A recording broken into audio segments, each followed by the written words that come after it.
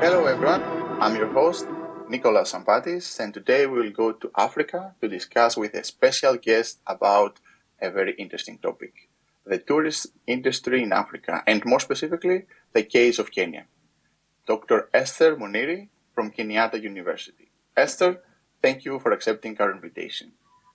Thank you very much for having me. It's a great pleasure having you here today.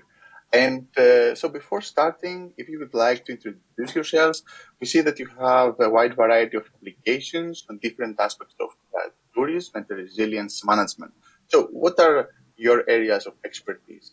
Thank you very much. I am Esther Munyiri. I'm the Director, Global Tourism Resilience and Crisis Management Center at Kenyatta University. It is a satellite center whose mother center is in Jamaica. It's a group of regional centers that deal with climate change, issues to do with tourism resilience and crisis management. My specialty is I have a PhD in tourism and climate change, and my areas of focus include tourism planning, policy and marketing, but with a bias in resilience and crisis management. So without any further ado, I think we can jump to our first question. And so we can jump to the industry of tourism in Africa. And would you like to provide us with an overview of the tourism industry in Africa? For example, who are the top players, the countries that attract most of the tourists, for example? Yeah, thank you. Well, tourism for Africa is a very important industry. It attracts about 62 million tourists, which is about 3% of the world statistics. But it's very, very important because it brings to the economy about 169 billion, about 7% of the GDP. The countries that attract the most numbers are like Egypt with about 13 million, together with Morocco about the same numbers. South Africa about 10 million, and all that goes to Tunisia, then Algeria with about 2, Zimbabwe the same, and Mozambique, all the way to number 9, which is Kenya, with about 2 million as well. So generally, we would say that this is an industry that is very, very important for Africa. The opportunities are there. This can tourism can attract more numbers, as well as domestic market and regional market, which the continent is working around. The tourism industry also employs quite a number of people, more than 24 million, according to the statistics in 2019. However, of course, the pandemic affected the industry in Africa as much as other places. And because the continent relies so much on foreign travelers, the impact was quite major. All right. So now that we have the overview, I would like to understand what tourists do when they visit this continent. So do they prefer leisure activities, for example? And in addition to that, what is the breakdown of tourists per country of origin, if we can have this information as well? All right. So the continent of Africa is very, very diverse. Sometimes people assume that Africa is just like a country, but it isn't. And different parts of the continent attract different types of tourists. But overall, the majority of the travelers prefer coming on safari, that is game viewing within the continent. Quite a vast majority, a number of others also visit the beaches. We have a great coastline within the eastern as well as southern and western Africa. Where tourists relax in beaches. People also visit the continent for the history, culture, and just a learning experience about the continent. There are several mountains in Africa that are very popular with mountaineering, like Kilimanjaro, Mount Kenya, and others. Other tourists just want to adventure, move out in the bush in the world, just for adventure. Education, tourism, and volunteering also is a major area of focus in different parts of Africa. And the top sites include like Kenya's Masai Mara. Of course, I'm biased because I'm from Kenya, but Masai Mara is a must visit when you come to Kenya, especially on the safari bit. We have also the Kruger National Park, the pyramids in Egypt, Tanzania's Kilimanjaro, Zambia's Victoria Falls. So all these and many others are great attractions for Africa. Well, generally, tourists come from Europe, the majority. I don't have the exact statistics, but the majority of tourists visiting Africa would come from Europe. Others would come from within Africa, the second biggest numbers, others from America and Asia. So generally, for the country-specific tourists, quite a good number comes from the United Kingdom, followed by Germany, USA, Italy, etc. So that's the general overview about Africa's activities and the statistics. And I think it was a really insightful answer now that we have the big picture of the tourism industry in Africa. So if we would like to talk more specifically about Kenya, what are the main activities or the places, you already mentioned one of the most interesting one, that tourists prefer when they come to Kenya? Okay, Kenya is also very diverse. The different parts of the country offer different kinds of attractions and activities. And as I said earlier, Masai Mara is a must visit when you visit Kenya. But there are others. Majorly, we have safari, that is visit the game parks, as a major attraction or activity that people engage into. And there are quite a number of other conservation areas that are visited, like Amboseli, Tsavo National Park, Samburu, Shaba National Reserves, Lake Nakuru National Park. However, other than safari, there is also the visit to the coast, and beach tourism, marine tourism is quite major in Kenya. And Lamu Island, as well as Mombasa, are major tourist sites. Others are like the Rift Valley lakes, like Lake Naivasha or Lake Nakuru. And other than that, we have quite a number of tourists visiting Nairobi city as just for shopping and sightseeing. And remembering that Nairobi is the only city with a park within it, within quite close proximity, the Nairobi National Park. So there are many activities that people engage in. Speaking of the wildlife and the so-called safari parks, how many are there in Kenya? Could you describe us these parks and, of course, their importance to Kenya's tourism sector? Okay, thank you. Parks and conservation areas are very, very key for Kenya's tourism. They work hand in hand. We have a Ministry of Tourism and Wildlife that combines tourism and wildlife. And also very important is that 8% of the Kenya's landmass is under protected areas for wildlife conservation. So these protected areas are gazetted and they are surveyed, demarcated, and gazetted as either national parks or game reserves. And this could be forest, wetlands, savanna, marine, or arid or semi-arid areas.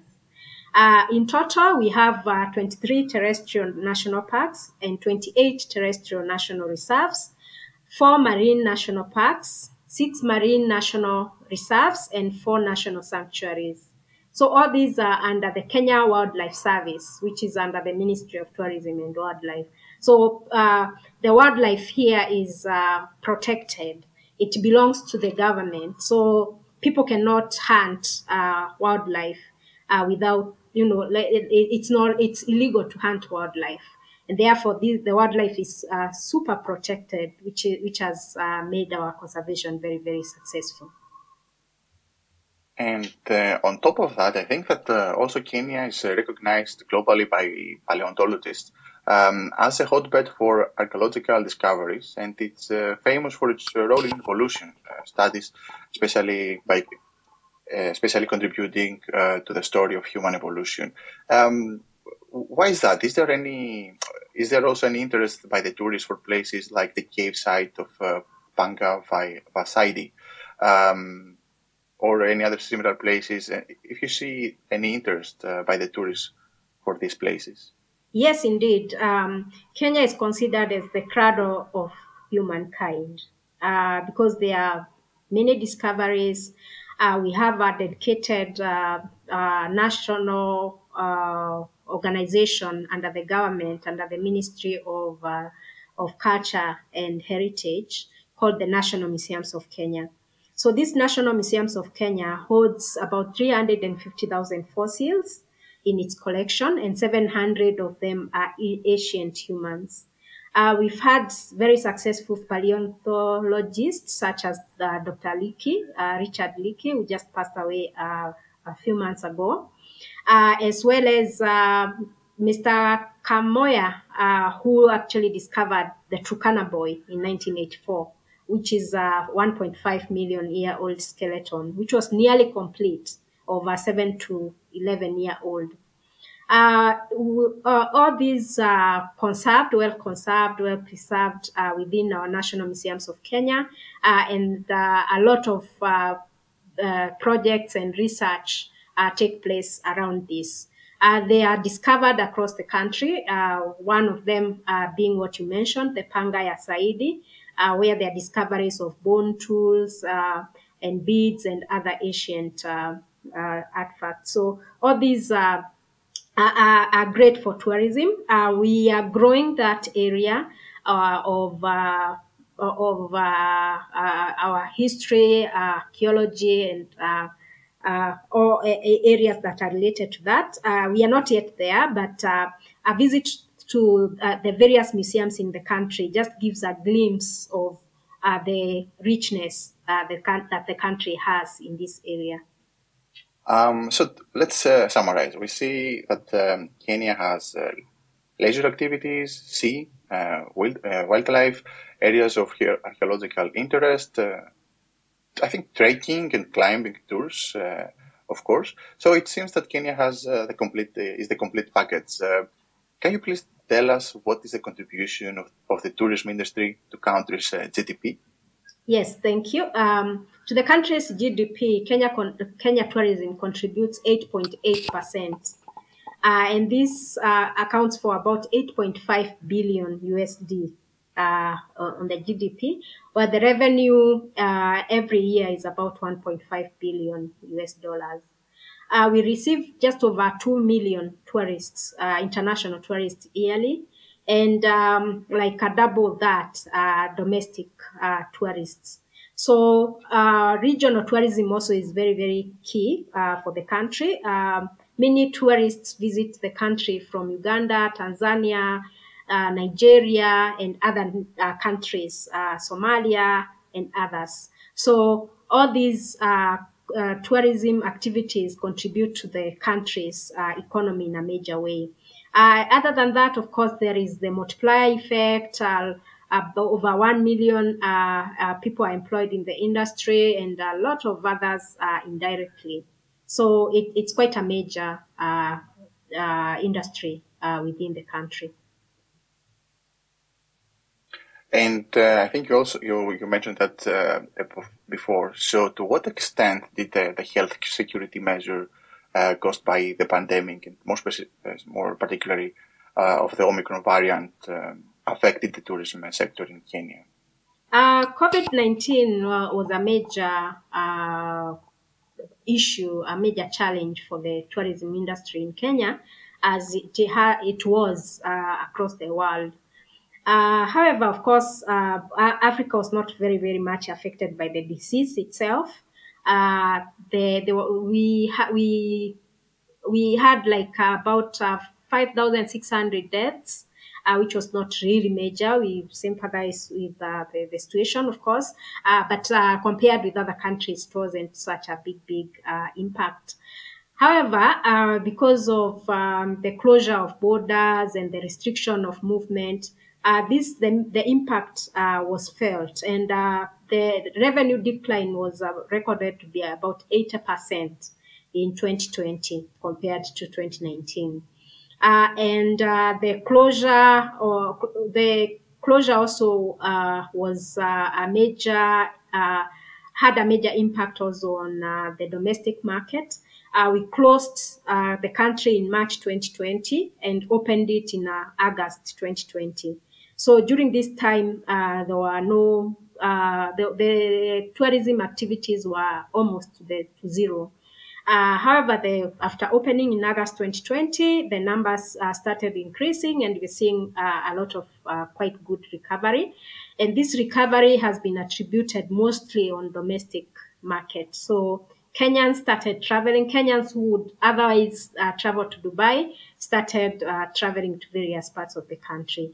And we have seen quite a remarkable recovery. However, with international tourism, we are yet to get to recovery.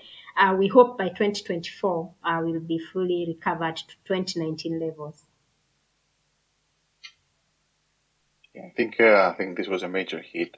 Actually, speaking of which, because you mentioned that from March to August, the country's borders were closed, is there a seasonality that you see in the tourism industry in Kenya, for example, from that most of the tourists come in the summer or any other periods?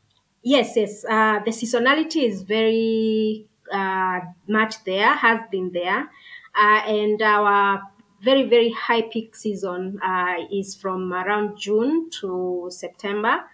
The rest of the months are a bit lower, but we expect huge numbers during this period. And we are lucky that this period also coincides with major events in the country, such as the wildebeest migration in the Mara. So that was, of course, disrupted by COVID-19, but hopefully this year, this period will get to the peak that we normally have during this period. Another topic is: do you believe that tourism can play an important role to the reduction of poverty in Africa and especially in Kenya? Yes. According to me, tourism is one of the easiest industries to alleviate poverty, to reduce poverty, to increase livelihoods for people. Why? Because it is an industry that is very easy to start and to run with very little capital. And we've seen many Kenyans starting businesses like in tour operations or travel agency businesses with almost zero capital. So it is actually an easy option for reduction of poverty. The other issue or point is that tourism actually contributes to a lot of multiplier effect, whereby with just a little bit of action and tourists visiting places, there are new hotels that are set up, they create jobs. This creates jobs either directly or indirectly. Other companies are attracted to the area, like agricultural companies, local businesses, suppliers also get their share. There are more jobs created indirectly. Taxes come from this. Workers spend their income in the local areas, and tax revenues actually multiply. And the area actually becomes even more popular for tourism, and profitability and revenue and reinvestment comes in. So all these are very positive impact of tourism, which are a big contribution to reduction of poverty. And we talked about the gains of the tourism industry. Speaking of some challenges, we see that climate change is an emerging risk for the entire planet. that affects every aspect of human's life and, of course, the economic activity. What's the relationship between the tourism industry and climate change from Kenya's point of view?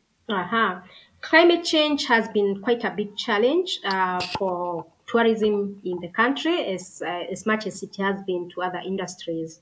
We've experienced droughts, floods, rising temperatures, and this has caused a lot of other impacts that are directly affecting tourism, such as melting of glaciers, such as on top of Mount Kenya.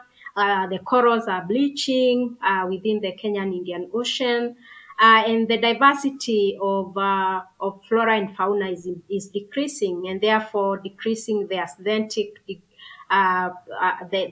increasing the aesthetic degradation of these areas and erosion, more so, also something that has been felt in all the Rift Valley lakes is that there has been a swelling of these lakes. The water levels have increased, and some hospitality facilities have been misplaced.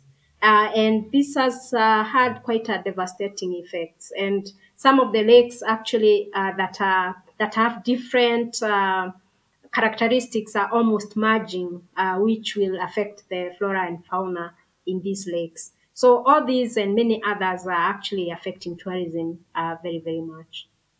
We all know that Kenya hosts some important indigenous populations, like the world-known Masai. So would you like to describe us the current situation and the relations with the indigenous people and the measures taken to save this cultural heritage? Yes, you're right. Tourism in Kenya works very closely with the communities. Even conservation of wildlife cannot happen without the communities. It's worth noting that quite a number of wildlife that we said have some land conserved for them, about 8.8% of the land mass within the country. There are others that are found outside the national parks or the conservation areas.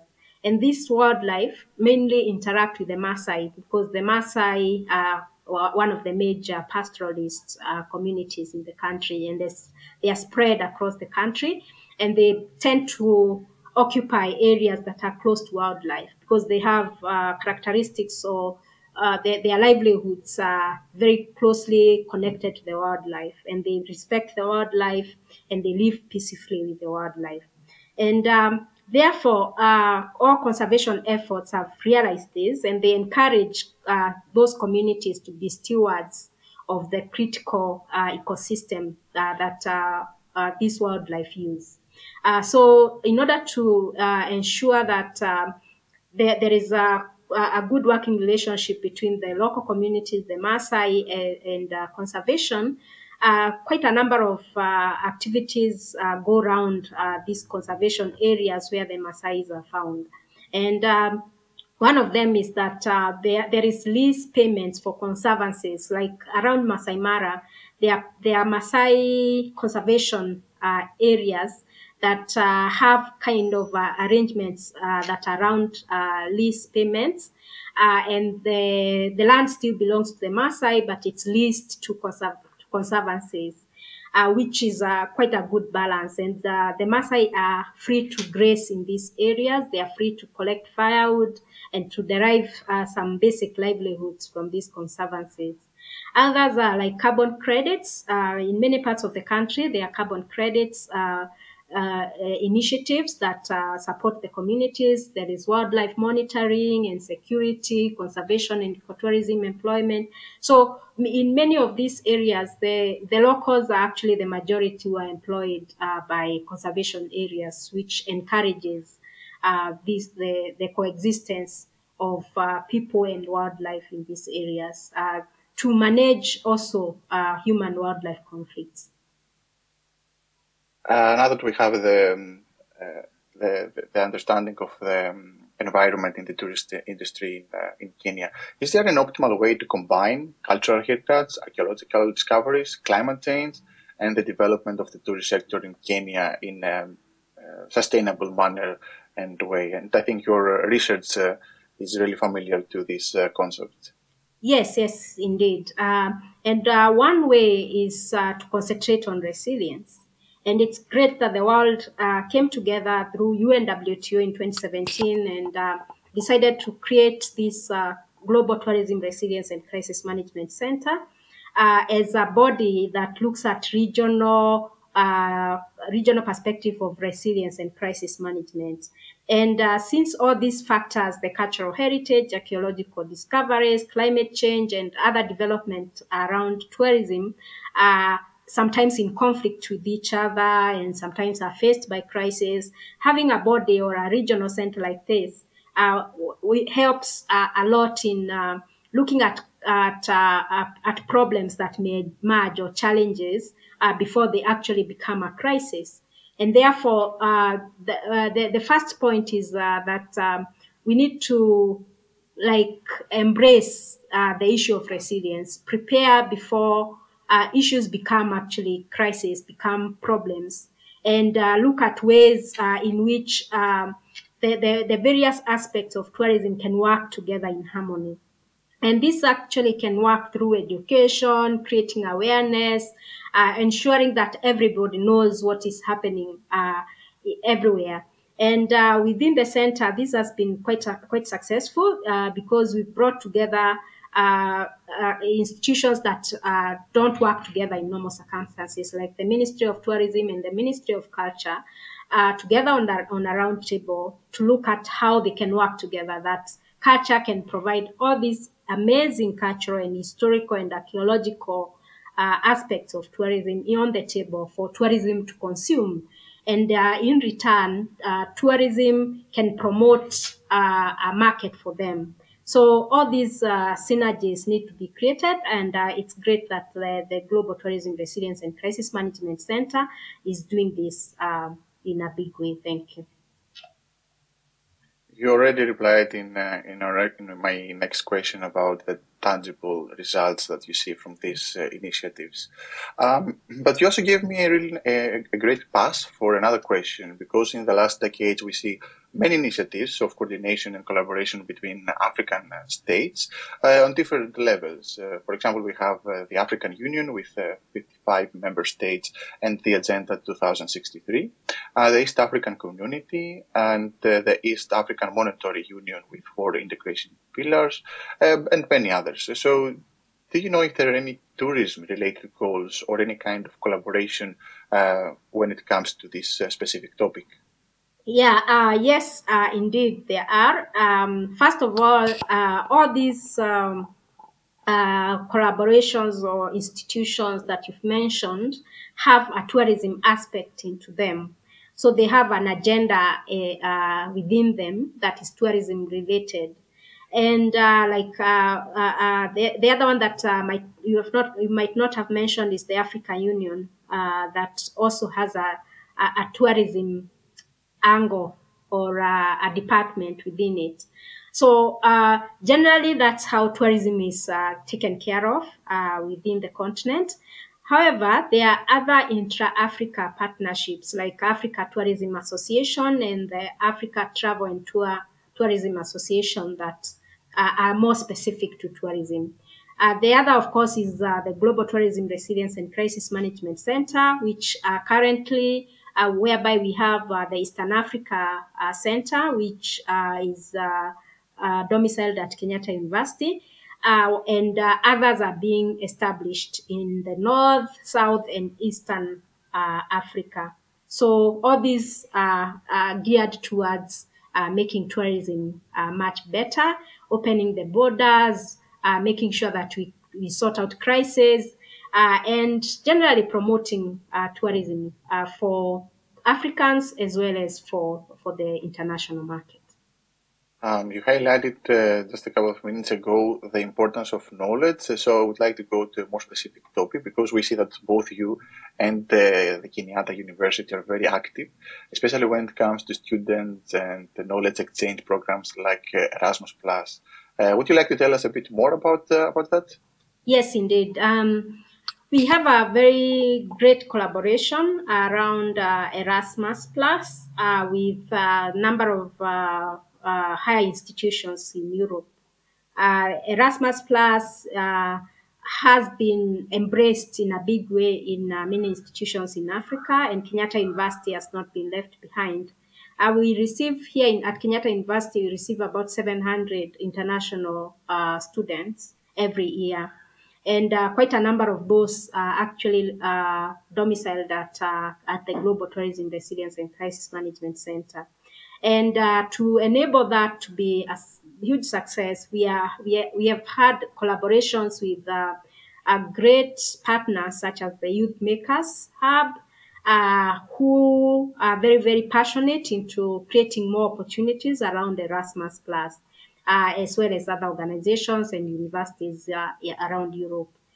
So far, particularly for the center, which is started in 2019, we've had over 20 students and staff mobilities actualized in between Kenya and other European countries, particularly Greece and Spain. And we are also looking at ways we can do joint research since these students, like currently we have 5 students attached in Kenya who are doing research in different areas of tourism, of which the director of Youth Makers Hub is one of them. So it's a great collaboration. It's a great opportunity for people to change their lives and to see other places. And this is working very, very well. Dr. Munyiri, from your personal knowledge and the experiences that you have, what are the skills that the next generation should invest in? What is, if I would like to make it shorter, what is your advice to the next generation? Wow, thank you. My advice to the next generation is to embrace research-driven decision-making. Times are past when people will just wake up and make a decision without any data, without any information. So by having institutions like this, like the Global Tourism Resilience Center, that does research in different areas, and many others, every government office has a research department. In many private sector initiatives also, there are research parts or departments. But in many parts of the world, I think the issue of research has not been so much embraced. But now with the ease of doing research, with the ease of sharing the data and making it simpler to understand, it is my advice that people now start making decisions that are research-driven. Then also empowering the youth is very, very critical, particularly in Africa, where the majority are the youth, and they need to open their eyes, be more proactive, embrace soft skills and technological skills, and generally create opportunities for internationalization. One learns a lot when they go out of their country, just to see what happens elsewhere. They are more encouraged. They are able to change their own countries in a big way. That's a very insightful advice, and thank you very much for that. So I'd like to thank you all for watching today's episode. I hope you enjoyed it as much as I did. So don't forget to click the subscribe and like button on YouTube. And Dr. Munyiri, how can people find you if you'd like? Are you active in any social media that you have? Yes, we are active on the Global Tourism Resilience and Crisis Management Center social media, as well as the website. Please follow us. That's awesome. That's awesome. Thank you very much, all. Thank you very much, and see you soon. Thank you. Thank you for having me. Bye-bye.